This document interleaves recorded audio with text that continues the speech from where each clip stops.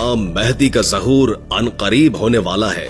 मुफ्ती अबू लबाबा मंसूर ने अपनी किताब दज्जालियात में हजरत दानियाल अलैहिस्सलाम की तख्तियों के हवाले से लिखा है, यहूदियों की एक रियासत कायम होगी और इसके 50 साल के बाद इमाम मेहदी का ज़हूर होगा। जाहिर सी बात है कि 1946 या 47 में इसराइल की बुनियाद डाली गई, लेकिन 1973 में जाकर अक़वाम मुत्तहिदा ने इसे मुल्क की हैसियत से तस्लीम किया और इसके झंडे को भी तस्लीम किया, तो हकीकी बुनियादी मुल्क और रियासत की हैसियत से 1973 में समझी जाएगी। इसी लिहाज से 2023 में 50 साल पूरे होते हैं, लिहाजा मुमकिन है कि 2024 में इमाम मेहदी का ज़हूर होगा। अब आपको ये बताते हैं कि ये सारा मामला कैसे रुनुमा होगा। नंबर 1, पहले सियाह झंडे निकलेंगे। नंबर 2, फिर ग़ज़वा-ए हिंद होगी। नंबर 3, फिर हिंदुस्तान में हिंदुओं का कत्लेआम होगा। नंबर 4, फिर हिंदुस्तान में दीन के बदख्वाह लोगों का कत्लेआम होगा, जैसे गुस्ताख और लानती कादियानी वगैरह। नंबर 5, फिर तीसरी जंग अजीम शुरू होगी। नंबर 6, फिर कुस्तुनतुनिया मुसलमानों के हाथों से निकल जाएगा। नंबर 7, फिर सुफियानी का ज़हूर होगा। नंबर 8, फिर हसरत इमाम मेहदी का ज़हूर होगा। नंबर 9, फिर सुफियानी का लश्कर हसरत इमाम मेहदी से लड़ने चलेगा, तो मक्का मदीना के दरमियान मकाम बेजा पर जमीन में धंसा दिया जाएगा। नंबर 10, फिर बनु कल्ब का लश्कर इमाम मेहदी के हाथों शिकस्त खाएगा, जिसको लौटने का हुक्म रसूल अल्लाह ने दिया है। नंबर 11, फिर मशरिक से सियाह झंडे अरब की तरफ तूफान बनकर उठेंगे। अरब को बचाने के लिए सारे यहूदी मैदान में आएंगे और सियाह झंडों के हाथों बुरी तरह तबाह होगी। नंबर 12, फिर हुज्जाज़े मुक़द्दस का मुहासरा तोड़ने के लिए खलीज फारस के नजदीक सियाह झंडे दज्जालियों से बड़ा जबरदस्त मुआरका लड़ेंगे और मुहासरा तोड़ देंगे। नंबर 13, फिर ये लश्कर इमाम मेहदी अलैहिस्सलाम की बेअत के लिए आगे बढ़ेंगे और रस्ते में नजद शहर इनकी तूफानी यलगार की लपेट में आ जाएगा। नंबर 14, फिर ये लश्कर इमाम मेहदी के हाथ पर बैत करेगा।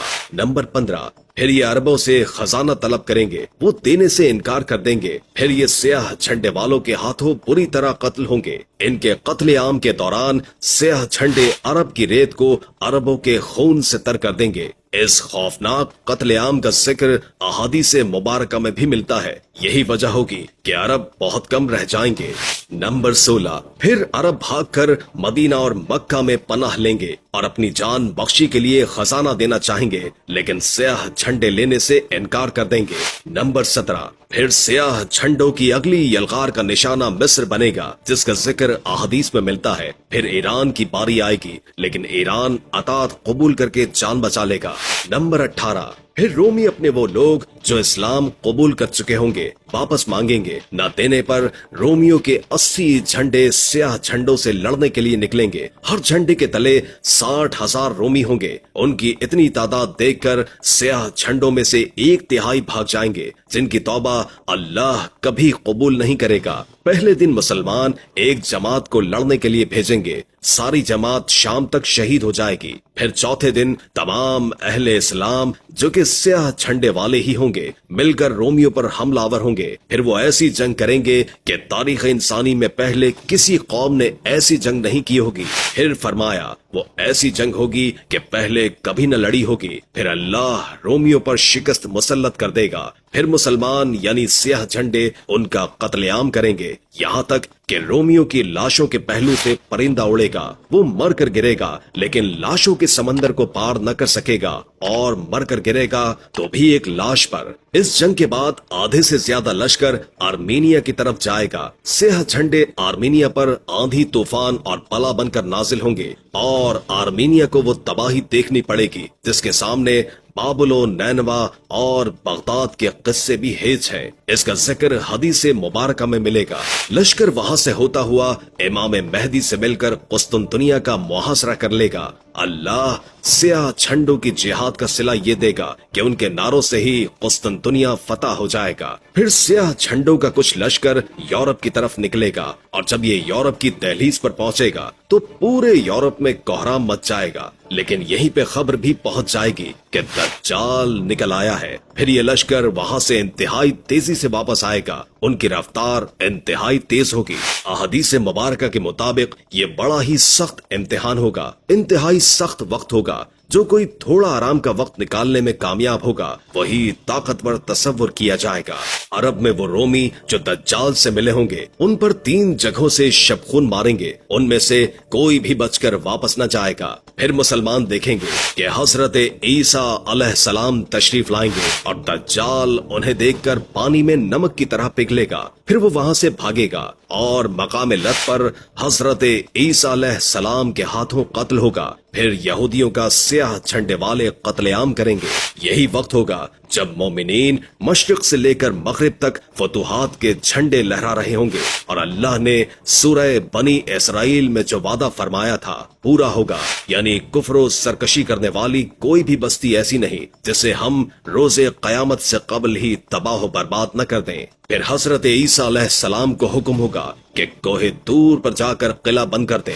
याजूज माजूज निकलकर फितना अजीम फैलाएंगे। अल्लाह ताला उन पर अपना कहर नाजिल करेगा और उन पर नफा नामी कीड़ा लग जाएगा और हलाक होंगे। फिर 7 साल तक मुसलमान अमन व अमान से रहेंगे। अमन इतना ज्यादा होगा कि बच्चा शेर को भगा देगा, जिहाद खत्म हो जाएगा, तलवारें दरांतियां बन जाएंगी, शैतानियत तबाह हो चुकी होगी और शैतान को जो कयामत तक की मोहलत दी गई थी खत्म होगी। फिर एक नर्म हवा चलेगी जिससे दुनिया में इस्लाम खत्म हो जाएगा। अब हबशी दुनिया पर हुकूमत करेंगे और नफ्स की हुक्मरानी होगी। एक हबशी टेढ़ी पिंडली वाला, नीली आंखों वाला ढिंगड़ा खाना काबा को गिराकर पत्थर समंदर में फेंक देगा, गलाब चला देगा और खजाना घर ले जाएगा। फिर कयामत का मरहला शुरू होगा और तुम्हारे रब के वादे का वक्त आ जाएगा। फितना दज्जाल बहुत सख्त होगा। इससे हिफाजत के लिए हर जुमे के रोज सूरह कहफ की तिलावत लाजमी करें। गुजारिश है कि इस कीमती मालूमात को अपने तक महदूद न रखें। इस मालूमात को इकट्ठा करने में हमें 4 साल की मेहनत लगी है।